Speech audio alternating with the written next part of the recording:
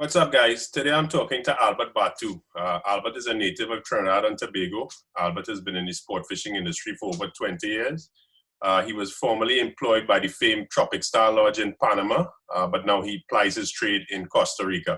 So we're looking forward to talking to Albert. Enjoy. Yes, Kip. Yeah, buddy, how you doing? I good, man. I good. Surviving. Yeah. Well, it looked like you're surviving nice because I was going to ask you how it feels to be landlocked, but it looks like you're in pretty... Boy, as you know, landlocked for me is watching the ocean.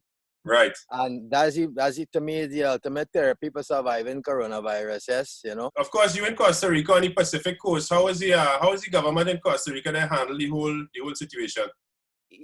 Just this week, the government rolled out a plan to reopen back up the industries and the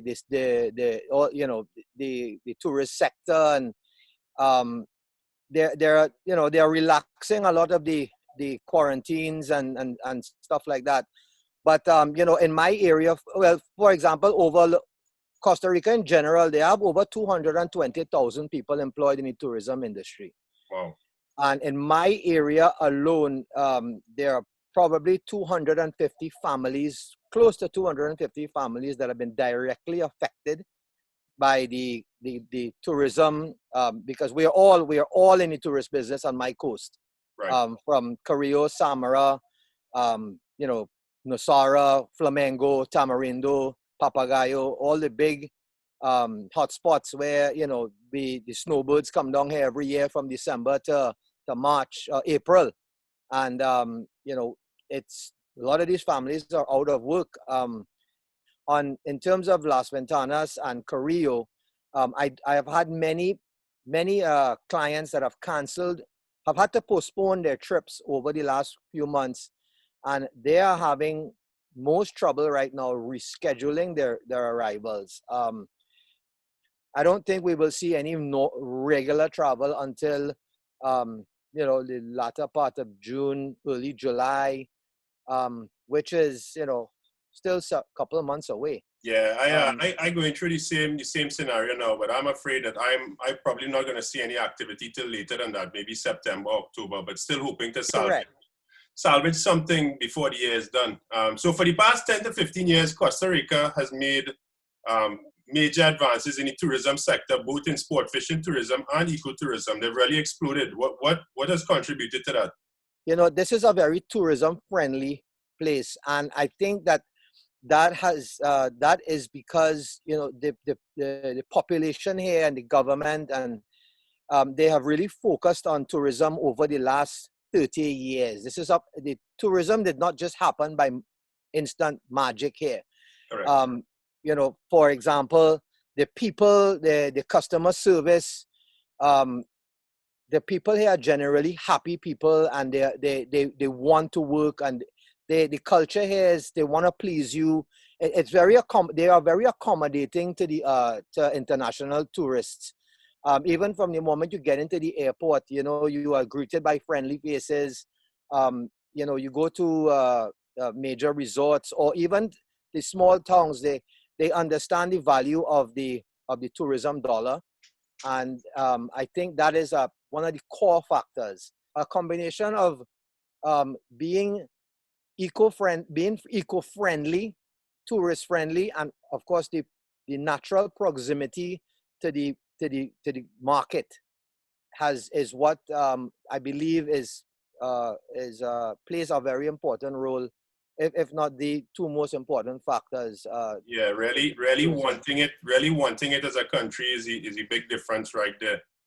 Really shouldn't have to ask you this question, but what's your favorite species to fish for? Why? And in your opinion, where is the best place to target this species? Having experience fishing in sport fishing in so many different locations, for me personally, I absolutely love to fish for Cubera snapper. It has always been my favorite fish, simply because when I took the dive to go into Panama, in 2008, and I've never really been an inshore fisherman as such. I would go out there fishing and in many other places, and it would be like a bycatch. We're catching something to eat. But when I went to Panama and I went down into those jungles down there, it's such a Jurassic place, and I've developed this passion for throwing poppers and fishing one-on-one with fish. Right. It's a different experience, of course, from bill fishing, because bill fishing requires a crew, a team. Everybody has to have responsibilities, but and when you're for me, that bite, that Cubera snapper bite, has always been that. I remember a day I went out fishing and I caught 11 Cubera snappers, and Wow. I took one for dinner, but it was just nonstop, and I it's just something that brings out the best part of me when I'm fishing, is when I'm throwing poppers. Right. The It's bite, the difficult to, challenge, yeah, everything about it is just explosive. Right. So, yeah. so having had the opportunity to fish and travel all over the world, you spent a lot of time outside of Trinidad. You fished many tournaments with the boys on Blue Fever, etc. We have a bunch of funny stories and situations. You have any in particular you'd like to share with us? Yeah, I do have a very funny story. And it it was actually in Panama when a mutual friend of ours, I remember when Travis came down to Panama, and I tried to explain the tuna fishery down there to many people. And Travis came down there. I think it was in mid-June, and we went out fishing, and we came across the most insane tuna frenzy you could ever imagine. Miles of tuna, porpoises everywhere, and it we backed the boat up, and we got some live bait, and we were, it was just we pin a live bait onto a circle hook, we throw it in the water, and before it even hit the water, the tuna was on it. Right. And I remember one particular instance when had a double hookup, and a yellowfin tuna free jumped into the boat. Wow. I mean, an 80-pound yellowfin tuna free jumped into the back of the cockpit, and we were, I mean, Destruction. destruction. It was, blood everywhere. You can imagine what would happen in the back of a Bertram 31 with Very a well. tuna free jumping into the boat. And I think that was probably one of the most funniest moments I've ever experienced. Yeah, I could well imagine Travis tiptoeing around the boat carrying on. Correct. Great. You are a native of Trinidad, Alb. You were born down here. You started fishing down here. Spent a lot of time on the North Coast. We had a very, very good Wahoo fishery, some years back. But for the last 10 years, it's really taken a dive to where it's almost lost. What do you think is the result of that? That I started Wahoo fishing, seriously Wahoo fishing, around 1985. And I remember we used to go out there, and one thing I used to notice was huge schools of what we call Spanish sardines. And, you would go out there and you would look for these pods of sardines. And some days you may not find them and you would catch Wahoo, but the days that you found these pods of Spanish sardines, it was insane. I remember a particular day, we caught 21 Wahoo, trolling 3 lines. And we were around those gigantic ballers of Spanish sardines. So what does that tell us? Bait is my number one, one of the number one factors. Of course, we live in a time now that we hear about overfishing. We know about overfishing. We know about long liners, and we talk about it. We see gill netters. We see commercial fleets. They've grown to such huge numbers, and they're in every waters in the ocean. And I think, yes, that probably played a very important, had a huge effect on the Wahoo fishery as well. But I always say the fishery starts from the ground up. And once you destroy habitat, commercial trawlers destroying seabeds, that translates to bait fish. Bait will not come to an area that's barren. And over the years, the biomass,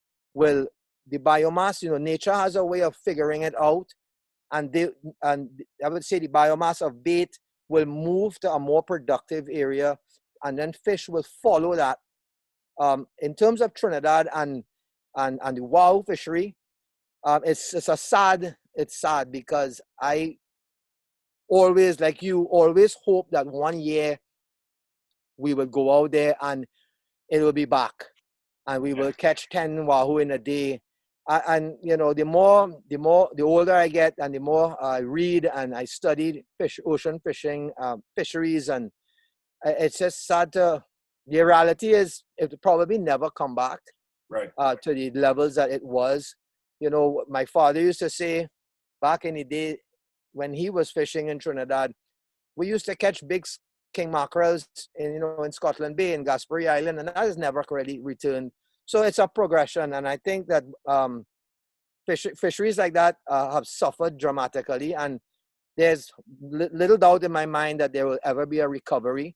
But I do believe, on a good note, I do believe that going forward, the younger generation today, people who are proactive, and we can all play a role, a part in standing up and saying, well, we need to change this, we need to fix this, we need to diversify what we consume and how we consume it, and I do believe that there's hope. I will go to my grave saying that there is always hope in any industry, fishery or anything like that, to bring back these amazing these fisheries that we had in our past. And right. I do Yeah, very, very good insight there. Thank you. Yeah. Albo, I really appreciate the chat. I was going to ask you for my last cast. You can never leave the grounds without making one last cast. I was going to ask you. You've traveled to all these lovely places, and watching your backdrop there, it seems like you're in a pretty good setting. But there's it's home is always where the heart is. What do you miss most about Trinidad? I was hoping you would ask me that, and what I miss most about Trinidad, I grew up fishing. I cut my teeth in Trinidad. No secrets there. And I was always, I got hooked. And when I got hooked for life.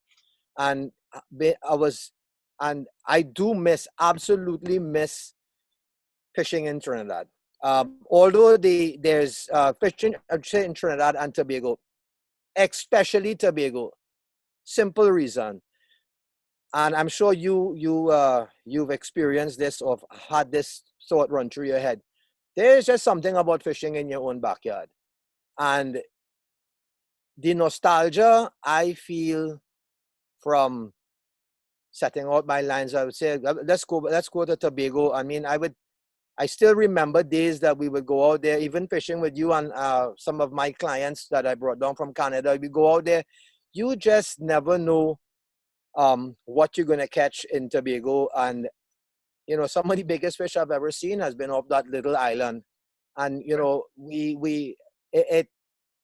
I miss that a lot. And of course, the home culture, the food, the cuisine, my family, everything is, I'm a Trinidadian in my heart. And no matter where you put me on this planet, I will always consider myself a true Trinidadian. And I think that I hope that answers your question. Yeah, that does, boy. Very well said. Thank you very much, Bob. But appreciate your time. Yep. Well, tight lines, hopefully, in the next few months. Yeah. We'll be back on the water soon. All right, Dave. Buddy. Love. Later. Love. Thank you very much for watching, guys. Hope you enjoyed. For more information, you can follow Monsta Tarpon on Facebook, Instagram, or subscribe to our YouTube channel. Or not, it doesn't matter. What matters is that we stay positive, we stay connected, and we keep supporting each other. See you all on the water soon.